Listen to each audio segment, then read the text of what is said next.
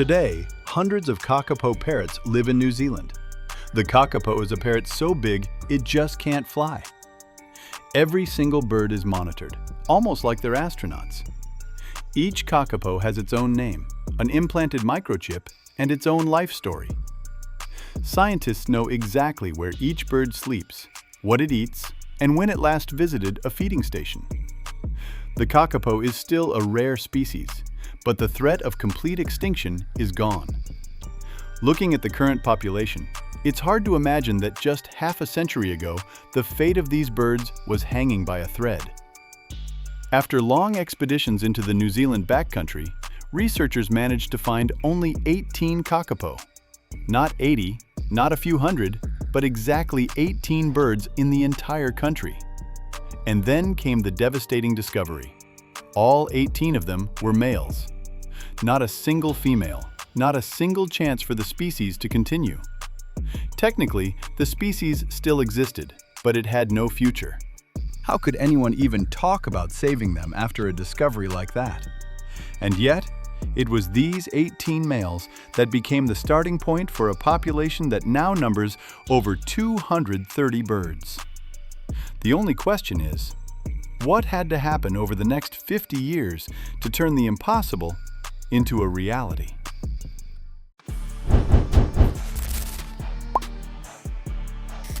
To understand how the kakapo ended up in this situation, it's worth looking back at the history of this unusual bird. A heavy, green parrot that barely flies and casually strolls along the ground might seem like a freak of nature at first glance. But millions of years ago, this exact lifestyle gave it a clear advantage. For a long time, New Zealand developed in complete isolation from the rest of the world. There were almost no land predators here, which meant nothing forced the birds to flee or take to the air. Flying gradually stopped being a matter of survival, and the need to maintain this ability disappeared on its own. It might have seemed that in a world like this, the kakapo had no enemies at all. However, one truly dangerous predator did exist: the Haast's eagle, a gigantic bird of prey now completely wiped from the face of the earth, once soared over the forests of New Zealand. This predator operated completely differently than modern land animals. It attacked from above and relied primarily on its sharp eyesight. Because of this, the birds developed a different defense strategy. Not to run, not to fly, but to freeze in time and blend in with the dense vegetation. Over time, the kakapo adapted to a nocturnal lifestyle and foraged for food mainly in the dark. Its camouflage coloring, its ability to freeze without moving, and its habit of hiding in the undergrowth saved it time and time again from its only serious enemy for thousands of generations. Everything changed with the arrival of humans. Along with people, animals that had never existed there before came to the islands. They hunted by completely different rules, and it was then that the kakapo's ancient defenses proved powerless for the first time. The kakapo has one trait that hadn't caused it any trouble for millions of years. The bird has a strong, sweet, musky scent that helped it find others of its kind in the dense night forest. For the new predators, this same scent became an almost ready-made guide for the hunt. A cat no longer had to search for a motionless bird among the fern thickets. It could sense its presence long before the bird ever came into view. The habit of freezing in place, which had protected the kakapo from airborne predators for so many years, suddenly turned into a deadly trap for it.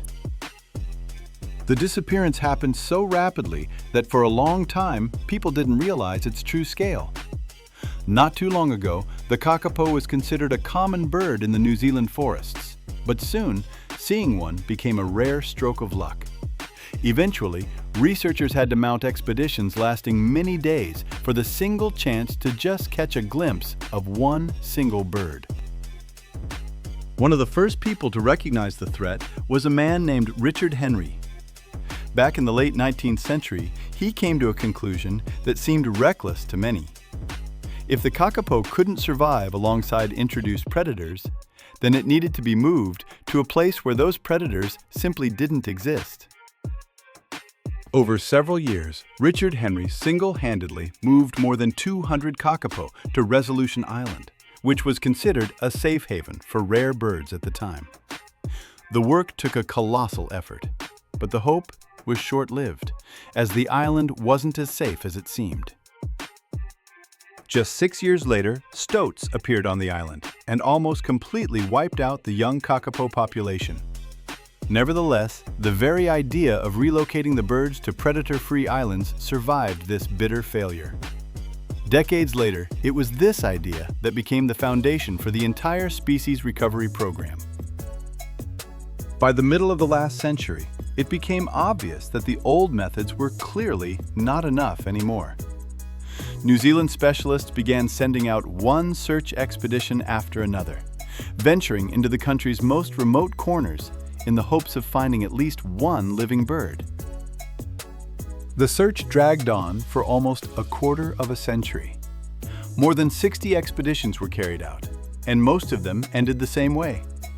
Signs of the birds were found regularly, but the kakapo themselves, almost never. And the 6 individuals that were caught did not survive in captivity. All 6 of them turned out to be males, and almost every one of them died within just a few months of capture. Back then, people still knew far too little about the kakapo's way of life to help them survive away from their native forest. From the outside, it all looked like an endless string of failures. Years went by, more and more effort was poured in, but the situation barely changed. But it was these very expeditions that laid the groundwork for a discovery that would soon give people hope once again. In 1974, scientists from New Zealand began a new search, although they themselves doubted whether the species had even survived. Over the next few years, they managed to find 18 kakapo in the Fiordland Mountains, and once again, all of them turned out to be males.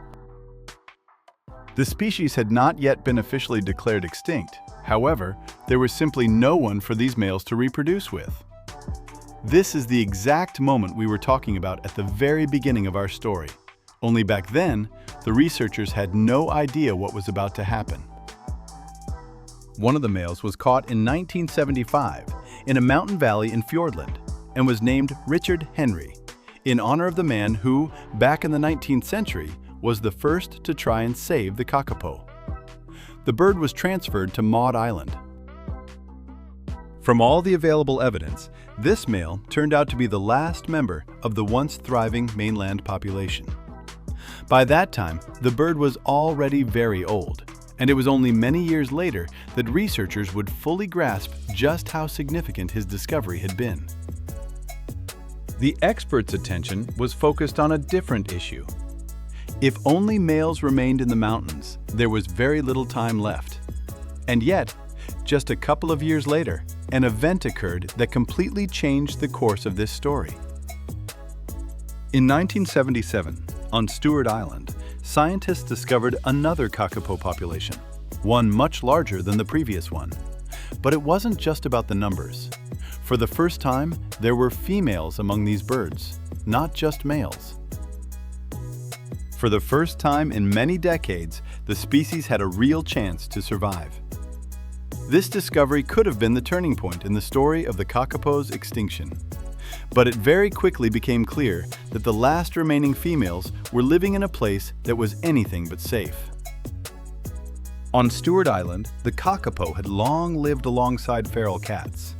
According to expert estimates, in some years, cats killed up to 56% of the adult population in a single year. This created a terrible contradiction. The species finally had a chance at survival, but it could lose it completely in just one season. There was no time to waste. Starting in 1982, all the discovered kakapo began to be transferred, one by one, to islands completely free of predators. Over 15 years, 65 birds were brought there, among which were 43 males and 22 females. Thus began an operation that continues to this day. It was no longer about a few rescue missions, but about continuous work that has stretched on for more than 40 years. However, it very quickly became clear that predators were far from the only difficulty. Once upon a time, another large flightless bird, the moa, lived in New Zealand. It too had thrived on these islands for millions of years. But with the arrival of humans, it disappeared in just a few centuries, and bringing it back was no longer possible.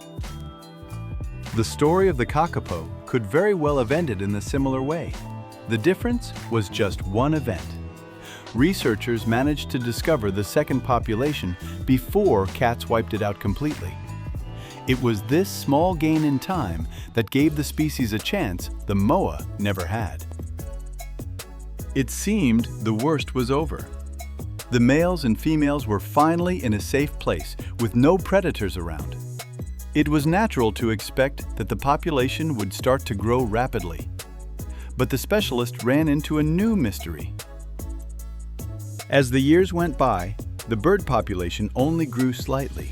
So researchers started looking for the cause not in the environment, but in the birds themselves. The answer turned out to be so unexpected that it immediately became clear why the species' recovery was going so slowly. Unlike most parrots, kakapos hardly ever form permanent pairs.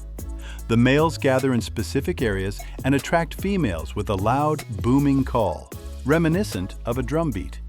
And afterward, each bird goes back to its solitary life.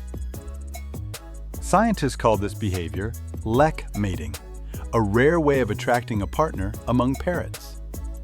For this reason alone, they couldn't count on rapid population growth. But the main peculiarity of the species was hidden somewhere else entirely, in a much less obvious place. Kakapos don't reproduce every year.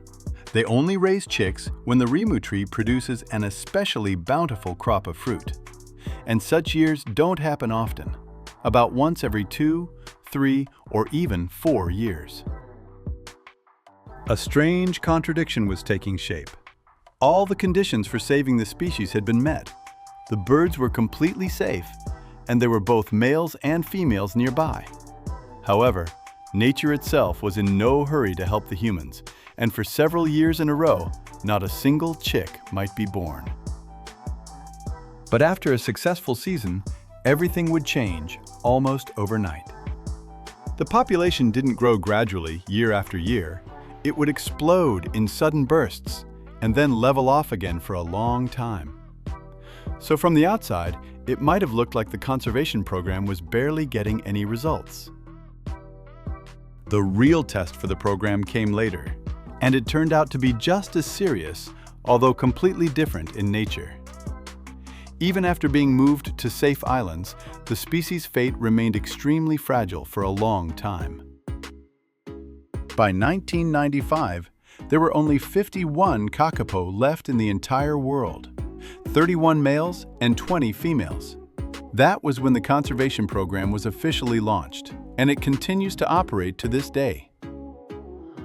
From that moment on, each individual bird was no longer just a number in the population, but became valuable in its own right.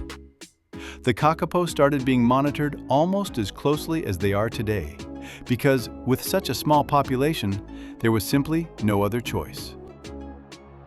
Every kakapo was given a name, implanted with a microchip, and fitted with a radio transmitter. Now, at any time of day or night, the researchers knew where each bird was, what it was eating, and if everything was okay with it. Constant monitoring wasn't just necessary for the early detection of diseases and injuries. It helped answer a long-standing question. Why do some birds breed successfully, while others, living under the exact same conditions, fail to produce any offspring year after year? The answer presented specialists with a new, serious problem. Almost all the surviving kakapo turned out to be very close relatives. The more the population shrank, the more often chicks were born to birds with similar genes, which inevitably reduced the species' genetic diversity. Fortunately, among the rescue birds was that one male, who they named Richard Henry. For many years, he had lived in complete isolation from the other kakapo and belonged to a different, Fiordland genetic line, which was noticeably different from the island one. In 1998, Richard Henry fathered 3 chicks with a female named Flossie on Maud Island. His offspring brought back the genetic diversity to the population that had once seemed lost for good. However, a later genome analysis yielded an unexpected result. Richard Henry's genes did indeed enrich the population's diversity, but they also carried more harmful mutations than scientists had anticipated. Even his own offspring couldn't completely escape the consequences of inbreeding. Starting in 2015, scientists began sequencing the genome of nearly every living bird, as well as preserved museum specimens of extinct mainland kakapo. This allowed them to more accurately match pairs for breeding and preserve the species' remaining genetic diversity. However, even after this, the work didn't get any easier. In 2019, during one of the most successful breeding seasons, several kakapos suddenly came down with a severe fungal respiratory infection. In total, 21 kakapo got sick, and 9 of them died, despite constant veterinary care. The species population dropped to 211 birds. The question of whether the kakapo could truly be considered saved once and for all came up again. To find an answer, specialists needed to identify the original source of the infection. Genome analysis and further research confirmed that the outbreak was caused by a single fungal strain, which meant the disease could not only be treated, but also prevented in the future. Incidents like this gradually transformed the entire conservation program from the inside. It had long since moved beyond the scope of regular field biology. Now, veterinarians, geneticists, and infectious disease specialists worked side by side with biologists, and every one of them was pushing toward a single common goal. The rescue program has turned into one of the most technologically advanced in the field of wildlife conservation. Smart feeders have appeared on the islands, each one opening exclusively for the bird whose transmitter it recognizes, while also automatically recording the kakapo's weight. Special transmitters attached to the males continuously track their movements during the mating season and can even detect an actual mating attempt. The collected data allows veterinarians to decide in a timely manner whether a specific pair needs artificial insemination to increase the chances of a successful clutch. Starting in 2019, drones have been used on the islands to transport sperm collected from males for artificial insemination.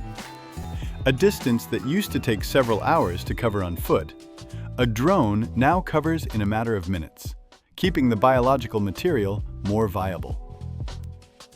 Scientists also experimented with three-dimensional printed artificial eggs that reproduced sounds similar to those of a real chick inside the shell. Such decoys allow the female to prepare for the arrival of her offspring, while the real egg is placed in an incubator for safekeeping. It was the combination of all these measures that gradually began to yield tangible results. Safe islands, continuous monitoring, work with genetic diversity, disease treatment, and dozens of technological solutions would have hardly been able to change the situation on their own. But together, they accomplished the almost impossible. Today in New Zealand, there are 236 kakapo. They all live on 3 predator-free islands, Whenuaho, Pukenui, and Te Kakahu. By the standards of most species, this is still a very small population. In 2026, the forest produced an exceptionally bountiful Rimu harvest, and the breeding season turned out to be a record breaker for the entire program. By April, at least 95 chicks had hatched, which surpassed the previous record of 73 chicks. Back in 2023, several birds were moved to mainland New Zealand for the first time in many decades, to the protected sanctuary of Maungatautari. This was the first step toward returning the kakapo to a place from which the species had almost completely vanished. The species is still a long way from being fully self-sufficient. The kakapo are still monitored every day, but now this work is aimed not at buying a little more time, but at one day making constant human help no longer necessary at all. There is another reason why kakapo are known far beyond New Zealand. In the late 90s, a male named Sirocco hatched, who, due to an illness at an early age, grew up away from other kakapo and became exclusively accustomed to people. In 2009, while filming a documentary for the BBC, Sirocco unexpectedly tried to mate with the head of a zoologist who had come to film the bird for the show. This clip instantly went viral all over the world. Tens of millions of people watched the video, and for the first time, even those who had never heard of the kakapo learned about this bird. In 2010, the Prime Minister of New Zealand officially appointed Sirocco as a conservation ambassador for the species. Later, specialists tried to collect Sirocco's sperm for the breeding program using special equipment, but they were unsuccessful, as the bird stubbornly preferred to court a human head rather than a female. This incident drew far more attention to conservation than dozens of scientific publications. Meanwhile, the program itself was becoming more and more precise. Scientists learned to predict which pairs would produce the healthiest offspring, when to intervene in raising a chick, and when it was better to let nature take its course without human involvement. 50 years ago, 18 males with not a single female seemed more like the final chapter of this story, not its continuation. But it was from that very moment that one of the most complex and successful animal conservation programs in the entire history of conservation efforts began. Today, the kakapo is still one of the rarest parrots on the planet. But its story is no longer about an inevitable extinction, but about how even the most hopeless situations can sometimes be turned around if you act in time and refuse to give up.